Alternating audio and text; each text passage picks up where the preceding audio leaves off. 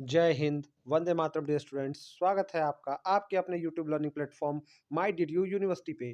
Students, मैं आपका educator Shubham sir आज आपके लिए लेकर अवेलेबल हूँ एक और इम्पॉर्टेंट प्रीवियस ईयर पेपर। जी हाँ स्टूडेंट, मैं आज आपके लिए लेकर अवेलेबल हूँ HND 103, यानी हमारे जो BA फर्स्ट सेमेस्टर के स्टूडेंट हैं, जो इस समय BA फर्स्ट सेमेस्टर में है, और उनका HND 103 का ये पेपर मैं लेकर उनके लिए अवेलेबल हूँ। इस पेपर के टाइटल की बात करेंगे स्टूडेंट्स, तो इस पेपर का टाइटल हिंदी काव्य सेकंड है, और आप देख सकते हैं ये 2023 का ही पेपर है। 2022-23 में हुआ था, ये 2023 जनवरी का पेपर है।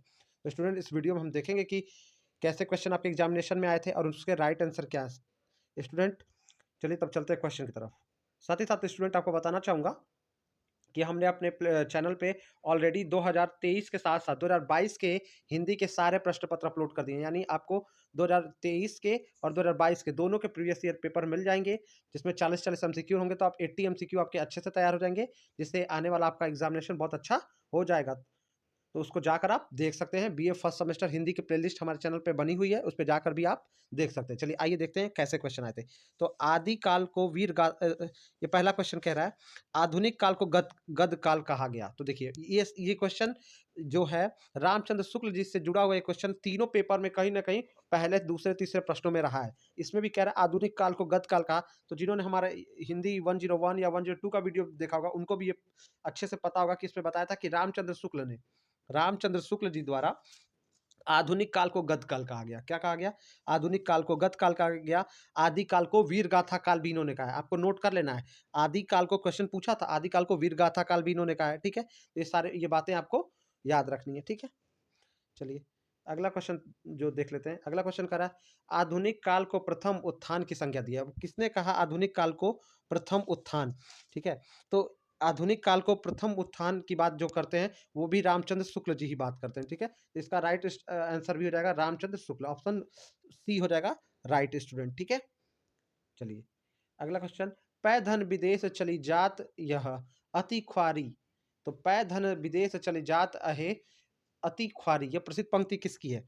तो स्टूडेंट यह प्रसिद्ध पंक्ति है भारतेंदु हरिश्चंद्र जी की। किसकी पंक्ति है? तो ऑप्शन में ए जो दिया हुआ है भारतेंदु हरिश्चंद्र जी की। तो ये भारतेंदु हरिश्चंद्र जी की पंक्तियां हैं स्टूडेंट, और भारतेंदु हरिश्चंद्र जी ने भारत के हिंदी साहित्य में इनका अतुलनीय योगदान है। ये जो पंक्ति है भारतेंदु हरिश्चंद्र की नाटक भारत दुर्दशा नाटक की है। ये भी आपको बता देता हूँ कि ये किस पंक्ति कहाँ से लिया गया है। तो ये भारत दुर्दशा नाटक से ये पंक्ति को लिया गया है। ये जो है, ये पंक्ति जो है ये भारत दुर्दशा, आपको नोट कर लेना है कि भारत दुर्दशा से ये लिया गया है। ठीक है, तो इसको आपको ध्यान में रखना है। ठीक है, चलिए, और ये 1880 में लिखा गया नाटक है। चलिए नेक्स्ट क्वेश्चन की तरफ चलते हैं। निम्नलिखित में से किसका संपादन भारतेंदु ने नहीं किया, यानी भारतेंदु हरिश्चंद्र ने किस नहीं किया है? तो स्टूडेंट, भारतेंदु हरिश्चंद्र ने किसका नहीं किया, इसके लिए हमको पता होना चाहिए कि किसका क्या क्या उनके संपादक है। तो बाल बोधनी, ये उन्होंने संपादन किया है। फिर हम देख रहे हैं कवि वचन सुधा, इसका भी संपादन किया है, और हरिश्चंद्र मैगजीन। तो आपको तीनों का नाम याद रखना है, क्योंकि प्रश्न अगली बार पूछ लेगा कि किसका संपादन भारतेंदु जी ने किया, तो तीनों का नाम याद रखेगा। और इसमें जो हिंदी प्रदीप है स्टूडेंट, यानी ऑप्शन बी जो है, इसका संपादन भारतेंदु हरिश्चंद्र जी ने नहीं किया है। तो बी ऑप्शन का संपादन नहीं किया है। इसके संपादक बालकृष्ण भट्ट जी है। कौन है इसका हिंदी प्रदीप का संपादक? बालकृष्ण भट्ट। ठीक है, तो बालकृष्ण भट्ट को आप इसमें लिख लीजिएगा, जोड़ लीजिएगा अपने आंसर जो बना रहे हैं जहाँ पे।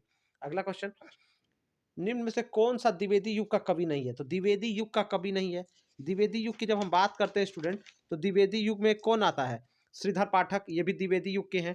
ठीक है, इसी तरह हमको पहले इसको पता है, तो राम नरेश त्रिपाठी, मैथिली शरण गुप्त, ये लोग द्विवेदी युग के हैं। प्रताप नारायण मिश्र, अब प्रताप नारायण मिश्र जो है ये भारतेंदु युग में आ जाते हैं। ठीक है, तो ये इसके द्विवेदी युग के नहीं है, बाकी तीनों लोग द्विवेदी युग के हैं। ठीक है, अगले क्वेश्चन, खड़ी बोली में लिखा गया प्रथम महाकाव्य। ये तो स्टूडेंट पिछले बार भी रिपीटेड क्वेश्चन रहा। खड़ी बोली में लिखा गया पहला, ये प्री प्रवास। क्या है? प्री प्रवास लिखा गया, खड़ी बोली में लिखा गया प्रथम महाकाव्य है। अगला क्वेश्चन, छायावाद स्थूल के प्रति सूक्ष्म का विद्रोह है। तो छायावाद जो है स्थूल के प्रति सूक्ष्म का विद्रोह है। ये बात किसने कही है? तो डॉक्टर नगेंद्र ने। ये पिछले बार भी ये क्वेश्चन शायद था मुझे। ठीक है, तो ये डॉक्टर नगेंद्र जी का ये क्या है? कथन है। चलिए नेक्स्ट क्वेश्चन की तरफ भी बढ़ लेते हैं। अगला क्वेश्चन, निम्नलिखित में से कौन सी रचना हरिऔध की नहीं है? यानी अयोध्या सिंह उपाध्याय हरिऔध।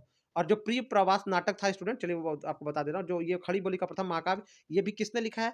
तो प्रिय प्रवास तो है ही, और उसको लिखा है अयोध्या सिंह उपाध्याय हरिऔध जी ने। तो हरिऔध जी का नाम आया तो मुझे याद आ गया। तो कह रहा कौन सी रचना हरिऔध की नहीं है? तो अभी मैंने बताया प्रिय प्रवास तो उनकी है ही। अब यहाँ पे भी देख लेते हैं, तो आपको लिख लेना है उनके हरिऔध का नाम लिख के सब रचना है। रस कलश इन्हीं का है, वैदेही वनवास इन्हीं का है, चोखे चौपदे इन्हीं का है, पंचवटी। अब बताइए स्टूडेंट, आपने तो पढ़ा ही होगा कि पंचवटी किसका है? पंचवटी जो ठीक है, तो पंचवटी जो प्रमुख कविता है, ये जो है मैथिली शरण गुप्त जी की है, ठीक है। पंचवटी की छाया में सुंदर पर्ण कुटीर बना, ये जो वाली जो लाइन है, ठीक है, जाग रहा है कौन धनुधर जब भुवन भर सोता है, तो ये सारी लाइन किसमें है? पंचवटी में है। चलिए अगला क्वेश्चन, नील परिधान बीच सुकुमार पंक्ति कामायनी के किस सर की है? तो नील परिधान बीच सुकुमार, तो ये पंक्ति जो है कामायनी के श्रद्धा सर्ग से है। किस सर्ग से है? कामायनी के श्रद्धा सर्ग से है। तो अब हमारा सी ऑप्शन सही हो जाएगा कि कामायनी के श्रद्धा सर्ग से। अगला क्वेश्चन, जयशंकर प्रसाद कामायनी महाकाव्य में सर्गों की संख्या। तो कामायनी में कितने सर्ग हैं स्टूडेंट? तो कामायनी में कुल 15 सर्ग हैं, ठीक है। तो स्टूडेंट जो ये कामायनी है, ये हिंदी भाषा का जो है एक बहुत ही मतलब अच्छा महाकाव्य है, और इसके रचयिता कौन है? जयशंकर प्रसाद है, ये तो आप जान ही रहे हो। और ये छायावादी युग की जो है, छायावादी युग की हिंदी की सर्वोत्तम और प्रतिनिधि महाकाव्य मानी जाती है, ठीक है। तो ये सब बातें आपको, इसमें 15 सर्ग हैं, ठीक है। तो ये सारी चीजें आपको इसमें ध्यान रखनी है, ठीक है। अगर स्टूडेंट सर्गों का नाम अपना लिखना चाहते हैं तो मैं आपको बता दे रहा हूँ, ठीक है, कि चिंता आशा श्रद्धा काम वासना लज्जा। तो चिंता आशा श्रद्धा काम वासना लज्जा कर्म ईर्ष्या इड़ा, कर्म ईर्ष्या इड़ा, ये सारा ये जो है, तो यहाँ तक आपको इस तरह याद रख लेना है। फिर आपको याद करना है स्वप्न संघर्ष निर्वेद दर्शन रहस्य आनंद, ठीक है। तो इस तरह से इसमें कुल 15 जो है सर्ग हैं। इसको स्टूडेंट अगर आपको और 2 मिनट लेकर बता ही देता हूँ कि एक सूत्र भी है कि इसको आपको कामायनी में सर्ग को कैसे याद रख सकते हैं। तो चिंता की आशा से श्रद्धा ने काम वासना को लज्जित किया। तो चिंता, आशा, श्रद्धा तीनों का नाम आ गया। तो चिंता की आशा से श्रद्धा ने काम वासना, तो काम चौथा हो गया, वासना इसका 5वां सर्ग हो गया। काम वासना को लज्जित किया। कर्म की इच्छा से बुद्धि तर्क ने स्वप्न में संघर्ष किया। निर्वेद यानी निर्वेद मतलब निद्रा, मोह माया का त्याग कर ईश्वरी दर्शन द्वारा रहस्यमय आनंद की प्राप्ति होगी। तो ये इस तरह से इसको भी आप याद रख सकते हो। ये कुल मिला के 15 सर्ग हैं इसमें। अगला क्वेश्चन, निम्नलिखित में से निराला की कविता नहीं है। तो जब निराला की कविता की बात करेंगे तो राम की शक्ति पूजा, ये तो इन्हीं का है, सूर्यकांत त्रिपाठी निराला की है। तोरथी पत्थर, तो जो है प्रयागराज के, जो प्रयागराज कह दिया मैंने, इलाहाबाद, मतलब जो तोरती पत्थर जो है ये भी इन्हीं का है, ठीक है। इसका लाइन को, ये बहुत प्रासंगिक कविता है इनकी, तोरती पत्थर, ठीक है। वह तोड़ती पत्थर इलाहाबाद के पथ पर, ऐसे वाली जो कविता है, तो ये भी इन्हीं की कविता है। प्रेम पथिक, जो प्रेम पथिक की बात करें स्टूडेंट, तो प्रेम पथिक इनकी नहीं है, और संध्या सुंदरी भी इनकी है। तो इनकी 3 को आपको याद रखना है, राम की शक्ति पूजा, तोड़ती पत्थर और संध्या सुंदरी। प्रेम पथिक जो होता है ये जयशंकर प्रसाद जी का है। ये किसका है? छायावाद में जयशंकर प्रसाद जी का है, जो छायावादी है। अगला क्वेश्चन, ब्रिज के लता पता मोही कीजे। तो ब्रिज के लता पता मोही कीजे प्रसिद्ध पंक्ति किसकी है? तो स्टूडेंट यह प्रसिद्ध पंक्ति है भारतेंदु हरिश्चंद्र जी की। ऑप्शन ए हो जाएगा राइट। तो इसमें जो भारतेंदु हरिश्चंद्र है स्टूडेंट, तो भारतेंदु हरिश्चंद्र जी इसमें कहते हैं, कृपया मुझे ब्रज धाम के एक वृक्ष पर एक लता या पत्ता, वहाँ लता मतलब धाम में, मतलब एक वृक्ष पर लता या एक पत्ता बना दे। तो अब अगला प्रश्न भी देख लेते हैं। अगला प्रश्न कर रहा है, दिवस का अवसान समीप था गगन था कुछ लोहित हो चला। तो ये बहुत ही प्रसिद्ध पंक्ति है स्टूडेंट, और बार बार ये एग्जाम में आपके पूछी जाती है, और बहुत सारे कॉम्पिटेटिव में भी हिंदी से पूछी जाती है। तो यह जो कविता की पंक्तियां दी गई हैं, तो यह हिंदी भाषा जो खड़ी बोली का प्रथम महाकाव्य है, जिसको हम प्रिय प्रवास है, तो उसी की ये लाइन है, ठीक है। तो ये प्रिय प्रवास से ये जो पंक्तियां लाइंस जो है ये ली गई है, जो अयोध्या सिंह उपाध्याय हरिऔध की रचना है, ठीक है। चलिए अगला क्वेश्चन, प्रसाद जी द्वारा कामायनी पर किस दर्शन का प्रभाव है? तो प्रसाद कामायनी पे किस दर्शन का प्रभाव है? तो ऑप्शन कह रहा है वैष्णव शाक्त शैव। तो इसमें से शैव का प्रभाव कामायनी पे दिखता है, यानी शैव विचारधारा जो शिव को मानती है, तो उस दर्शन का प्रभाव जयशंकर प्रसाद की कामायनी पर पड़ता हुआ दिखता है। अगला क्वेश्चन, निम्न रचनाओं को प्रकाशन वर्ष के आधार पर बढ़ते हुए क्रम में लगाएं। तो स्टूडेंट ये प्रश्न जो है, एक भी प्रश्न के जो अब इसलिए मैं स्टूडेंट आपको बोलता हूँ कि प्रश्नों के वर्ष और प्रकाशन वर्ष को आप देख के जाएँगे। तो स्टूडेंट ये जो है सूर्यकांत त्रिपाठी निराला के जो ये बातें कर रहा है, निराला के काव्य की, तो ये तुलसीदास साहित्य की बात कर रहा है कि ये तुलसीदास नामक किताब का भी इसमें ज़िक्र है। गीतिका है, अनामिका है, तुलसीदास और कुकुरमुत्ता है, ठीक है? तो तुलसीदास सूर्यकांत त्रिपाठी की और आपका जो गीत अनामिका भी है, ये भी उन्हीं की हो जाती है, ठीक है? तो ये अनामिका हो गया, अप्सरा हो गया, सखी है, चयन, ये सब सूर्यकांत त्रिपाठी निराला की है। तो गीतिका का प्रकाशन 1936 जो इसमें हो जाएगा, मैं बता रहा हूँ। फिर अनामिका 1938, तुलसीदास 1938 और कुकुरमुत्ता 1941, ठीक है? तो ऑप्शन सी हो जाएगा सही। तो आपको कुकुरमुत्ता का भी वर्ष याद रख लेना कि 1941 आपका हो जाता है, ठीक है? और गीतिका 1936 का है, ठीक है? इसको 1936 आप लिख लीजिए अपने हिसाब से, ठीक है? फिर 1938 में अनामिका है, उसको 1938 कर लीजिए। और तुलसीदास भी जो है 1938 के आसपास ही है, 1938-39 में आप कर सकते हैं, ठीक है? तो इस तरह से ये सारे के आंसर आपको मिल जाएँगे। अगला क्वेश्चन, अगला क्वेश्चन कह रहा है, जरा ध्यान से देखिएगा स्टूडेंट, नहीं भी अगर आपको दिख रहा होगा तो मैं जरा पढ़ने की कोशिश करूंगा, आप उसको सुनिएगा। तिनिरांचल में चंचलता का नहीं कहीं आभास, मधुर मधुर है दोनों उसके अधर। तो ठीक है, यह प्रसिद्ध पंक्ति में तिमिरांचल का अर्थ क्या है? तो तिमिरांचल मतलब क्या है कि तिमिरांचल में चंचलता का नहीं कहीं आभास, तिमिरांचल मतलब अहंकार रूपी आंचल, ठीक है? तो इसमें अंधकार रूपी आंचल, ठीक है? तिमि तिमिरांचल मतलब अंधकार रूपी आंचल हमारा सही ऑप्शन हो जाएगा। इसमें तिमिरांचल का अर्थ है अंधकार रूपी आंचल। अगला प्रश्न देखते हैं। अगला 17वां प्रश्न जो आ गया स्टूडेंट, कि प्रकृति के सुकुमार कवि के नाम से जाना जाता है। तो ये तो मैंने आपको पहले ही बताया कि प्रकृति के सुकुमार कवि कौन है? सुमित्रानंदन पंत जी को जाना जाता है, ठीक है? बाकी ये प्रसाद को, निराला को, महादेवी वर्मा, तो ये लोग सब लोग छायावाद के स्तंभ है, ठीक है? ये सब लोग किससे जुड़े हुए हैं? तो छायावाद से जुड़े हुए हैं। बाकी पंत को सुकुमार कवि जाना जाता है। मौन निमंत्रण कविता के रचनाकार कौन है? तो मौन निमंत्रण जो है, ये कविता सुमित्रानंदन पंत जी की है, ठीक है? ये कविता किसकी है? सुमित्रानंदन पंत की है। ऑप्शन सी हो जाएगा राइट। अगला क्वेश्चन कर रहा है, आधुनिक युग की मीरा के नाम से जाना जाता है। तो महादेवी वर्मा को आधुनिक युग की मीरा कहते हैं। ये पिछले बार भी शायद प्रश्न पूछा गया था। और इसके बाद जो 20वां प्रश्न है, तार सप्तक के संपादक। तो तार सप्तक है, इसके संपादक कौन है? तो इसके संपादक 1947 में आई थी रचना, और इसके संपादक है सच्चिदानंद हीरानंद वत्सलायन अज्ञे जी ने इसका संपादन किया है। चलिए अगला क्वेश्चन, निम्नलिखित में से कौन सी रचना मुक्तिबोध की नहीं है? तो मुक्तिबोध की जब हम बात करते हैं स्टूडेंट, तो जो है भूल गलती, ये तो इन्हीं की है। अंधेरे में, ये भी इनकी है। बादल को घिरते देखा है, नागार्जुन की है। ये नागार्जुन जी की कविता, और ब्रह्म राक्षस भी इन्हीं की कविता है। सबके आप प्रकाशन वर्ष को स्टूडेंट आप देख लीजिएगा। अगला क्वेश्चन, यह छायावादी काव्य की विशेषता नहीं। तो छायावादी काव्य में क्या है? रहस्यवादिता बिल्कुल है, प्रकृति का मानवीकरण है, स्वानुभव भूति का विवृत्ति जो है, ये भी है, विवृत्ति भी है, रीतिबद्धता इसमें नहीं होती है, ठीक है? तो बी हो जाएगा, ये विशेषता नहीं है। अगला क्वेश्चन, पिए प्यारे तिहारे नैना बिना अखियां दुखिया नहीं मानती है। यानी पिए प्यारे तिहारे निहारे बिना, यानी प्रिय तुमको निहारे बिना यह अखियां दुखिया नहीं मानती। मतलब ये जो मेरी आंखें हैं, मतलब इनसे आंसू बहते हैं, लेकिन ये मानती नहीं, मतलब तुमको देखे बिना।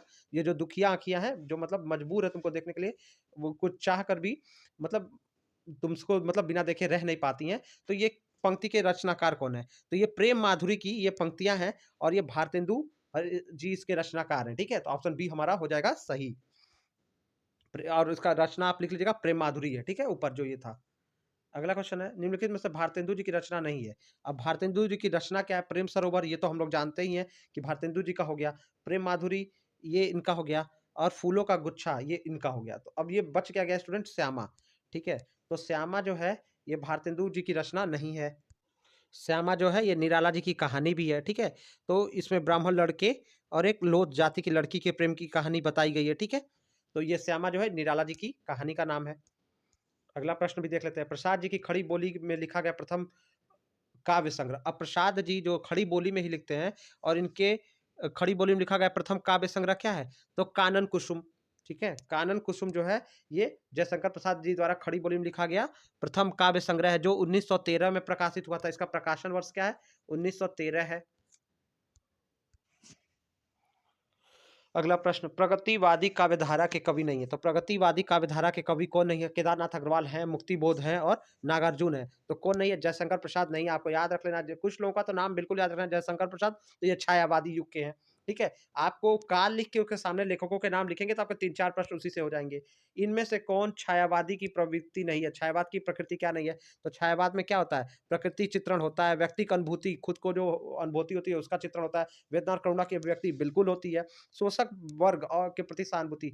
तो ये आधुनिक काल के जो प्रगतिवादी हैं या आधुनिक काल में आप कह सकते हैं कि ये विशेषता है, ठीक है? तो ये इसकी जो है छायावादी की विशेषता, युग की विशेषता नहीं है। अगला क्वेश्चन, इसको आप पढ़िएगा, ये लिखा है प्रगतिवाद का आरंभ। इस प्रश्न में अगर कट गया स्टूडेंट, तो ये प्रश्न क्या कहना चाह रहा है? प्रगतिवाद का आरंभ, ठीक है? यहाँ पे आप प्रगति कर लीजिए ना, प्रगतिवाद। तो प्रगतिवाद का आरंभ माना जाता है, तो प्रगतिवाद का आरंभ माना जाता है स्टूडेंट, आपका इसमें राइट आंसर हो जाएगा 1936 ईस्वी से प्रगतिवाद का आरंभ माना जाता है। 1936 से स्टूडेंट 1900, इसको आप मान सकते हो कि 1936 से लेके 1943 का काल है, ठीक है? तो 1936 से लेके 1943 आप, यह है प्रगतिवाद का पूरा काल है, ठीक है? चलिए अगला प्रश्न की बात करेंगे स्टूडेंट, कि अगला प्रश्न कर रहा है प्रगतिवाद की प्रवृत्तियां हैं। तो प्रगतिवाद की प्रवृत्तियां हैं, प्रगतिवाद के बारे में अभी अब थोड़ा सा जान लेते हैं। छायावाद के बाद हम देख लिया, प्रगतिवाद की बात करते हैं। तो पहले ही जो मैंने बताया कि शोषक वर्ग के प्रति सहानुभूति या जो भी है, तो ये जो है प्रगतिवादी की प्रवृत्ति है। फिर पूंजीवादी व्यवस्था के प्रति घृणा, क्रांति का आवाहन, प्राचीन रूढ़ियों का विरोध, तो ये सब है। तो ऊपरी डी सही हो जाएगा, ठीक है? प्रगतिवादी में ये सब देखने को पड़ता है। पूंजीवादी वर्ग का विरोध होता है, वो शोषण, जनता के शोषण के खिलाफ आवाज उठाते हैं, क्रांति का आह्वान होता है, तो ये सब प्रगतिवादी प्रवृत्तियां हैं, ठीक है?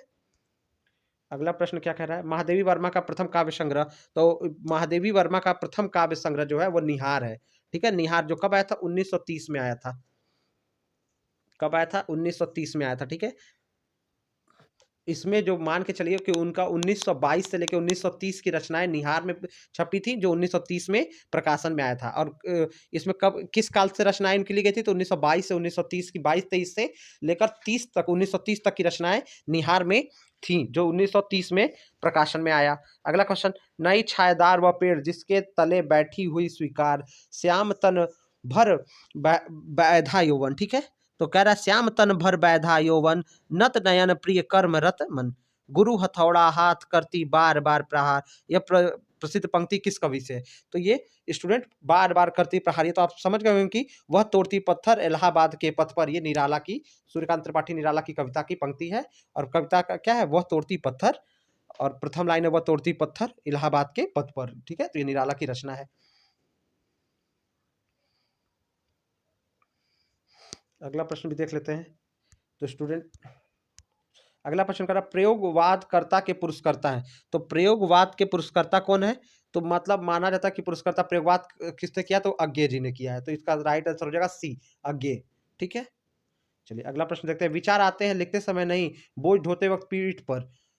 तो कह रहा है विचार आते हैं लिखते समय नहीं, बोझ ढोते हुए पीठ पर, प्रसिद्ध पंक्ति है ये मुक्तिबोध जी की। मुक्तिबोध जी की ये प्रसिद्ध पंक्ति है, इनकी जो कविता है, और कविता का शीर्षक ही है विचार आते हैं। विचार आते हैं लिखते समय नहीं, बोझ ढोते वक्त पीठ पर, ठीक है? इसके बाद इसमें अगला जब पंक्ति कहता है, तो कहता है सिर पर उठाते समय भार, परिश्रम करते समय चांद उगता है, वह पानी में झलमलाने लगता है हृदय पानी में। विचार आते हैं लिखते समय नहीं, पत्थर ढोते वक्त, पीठ पर उठाते वक्त बोझ, साप मारते समय पिछवाड़े, बच्चों नेकर फटचीते वक्त, ठीक है? तो ये सब आप, ये कविता की लाइन है, और ये कविता की लाइन जो है, जो ये मतलब पंक्तियां गजानन माधव मुक्ति बोध जी की विचार आते हैं नामक कविता से ली गई हैं। अगला प्रश्न, मुझे भ्रम होता है कि प्रत्येक पत्थर में चमकता हीरा, एक हर एक छाती में आत्म अधीरा है, प्रत्येक सुस्मित में विमल सदा नीरा है। प्रसिद्ध पंक्ति में सुस्मित का अर्थ है, तो सुस्मित का अर्थ इसमें क्या हो जाता है स्टूडेंट? सुस्मित की बात जब ये कर रहा है, तो सुस्मित, स्मित मतलब सुस्मित मतलब स्मित मतलब मुस्कान। तो स्टूडेंट सुस्मित को इसी का पूछ रहा है, अर्थ क्या है कि सुस्मित जो है इसका क्या अर्थ है, ठीक है? तो सुस्मित जो है स्टूडेंट की प्रत्येक, तो सुस्मित शब्द जो है यहाँ पे प्रयोग हुआ है, आप ध्यान से देख लेंगे कि सुस्मित शब्द जो है यहाँ पे प्रयोग हुआ है, तो इसका अर्थ हो जाता है मुस्कान, सुंदर मुस्कान, ठीक है? सुस्मित यानी सुंदर मुस्कान। मुझे भ्रम होता है कि प्रत्येक पत्थर में चमकता हीरा, हर एक छाती में आत्मा अधीरा है, प्रत्येक सुस्मित में विमल सदा नीरा। तो सुस्मित मतलब यहाँ पे सुंदर मुस्कान हो जाएगा। अगला प्रश्न चलते हैं, देख लेते हैं। अच्छी कुंठा रहित इकाई सांचे ढले समाज से, यह प्रसिद्ध कविता की पंक्ति है। तो ये ली गई है स्टूडेंट, जो ये है कि अच्छा खंडित सत्य, ठीक है। ये किस कविता की है? तो अच्छा खंडित सत्य, ठीक है। ये जो अज्ञेय जी की कविता है, ठीक है। तो इस कविता अज्ञेय जी की है और इससे लिया गया है, ठीक है। चलिए अगला प्रश्न भी देख लेते हैं। प्रथम रश्मि का आना रंगड़ी तूने कैसे पहचाना, कहाँ कहाँ हे बाल विहंगनी तूने पाया वह गाना। तो ये जो पंक्तियां दी गई है, किससे ली गई हैं? तो ये जो है, ये पंक्तियां की बात करेंगे स्टूडेंट, तो ये पंक्तियां ली गई हैं प्रथम रश्मि से। किससे ली गई हैं? तो ये पंक्तियां ली गई हैं प्रथम रश्मि से, ठीक है। और जो सुमित्रा नंदन पंत जी की रचना है, ठीक है। तो प्रथम रश्मि सुमित्रा नंदन पंत, नोट कर लीजिए। चलिए अगला प्रश्न भी देख लेते हैं। अगला प्रश्न है, चांद का मुंह टेढ़ा है चर्चित कविता है। तो चांद का मुंह टेढ़ा है, ये गजानन माधव मुक्तिबोध ने चांद को उलाहना देते हुए, सब लोग चांद की तारीफें करते हैं तो इन्होंने उलाहना दी है चांद को कि चांद को तो उसका मुंह ही टेढ़ा है। तो ये मुक्तिबोध जी की रचना है। अगला क्वेश्चन, और देखा वह सुंदर दृश्य नयन का इंद्रजाल अभिराम, कुसुम वैभव में लता समान चंद्रिका से लिपटा घनश्याम। तो वो कह रहा है कि मतलब ये जानते हैं, जब ये बात करते हैं कि जब नाटक में कि जब मनु जब देखता है किसको, श्रद्धा को, तो उसके जब श्रद्धा के प्रश्न के जवाब में ये वो उस श्रद्धा के सौंदर्य का वर्णन करते हुए मनु कहता है, ठीक है। कि वो मतलब उसको देख कर क्या कर रहा है कि जैसे लग रहा है कि उसका जो सुंदर नयन है इंद्रजाल की तरह जो उसको बांध ले रहा है, कुसुम वैभव में लता समान। तो कह रहा है कि मतलब एकदम जो है कि एकदम सुकुमार फूल की तरह चंद्रिका से लिपटा घनश्याम, ठीक है। तो ये सारी उसको बातें श्रद्धा की सौंदर्य वर्णन के लिए की गई हैं। अगला क्वेश्चन है, उषा सुनहले तीर बरसती जय लक्ष्मी सी उदित हुई, उधर पराजित काल रात्रि में जल में अंतर निहित हुई। तो अंतर निहित हुई, ठीक है। तो ये कहाँ से लिखा है? प्रसिद्ध पंक्ति कहाँ से, मतलब प्रसिद्ध पंक्ति है। अब यहाँ देखिए कविता का नाम, तो ये पहले जान लीजिए कि कामायनी से ली गई है और ये जयशंकर प्रसाद जी का है। तो जयशंकर कामायनी का जो सर्ग है ये आशा सर्ग से लिया गया है। तो ये कामायनी के किस सर्ग से लिया गया? तो ऑप्शन ए हो जाएगा सही कि कामायनी के आशा सर्ग से इसको लिया गया है। कामायनी रचना है जयशंकर प्रसाद जी की। अगला क्वेश्चन और जो अंतिम प्रश्न है वो भी देख लेते हैं। हे महाबुद्ध, प्रश्न कह रहा है, हे महाबुद्ध मैं मंदिर में आई हूँ रीते हाथ, ठीक है। रीते मतलब खाली, ठीक है। तो हे महाबुद्ध मैं मंदिर में आई हूँ रीते हाथ, फूल मैं ला न सकी। प्रसिद्ध पंक्ति में रीते हाथ मतलब खाली हाथ, मतलब खाली हाथ आई हूँ और फूल ला नहीं सकी, ठीक है। तो स्टूडेंट ये रहा आपका 40 क्वेश्चन का आंसर प्रीवियस ईयर पेपर का।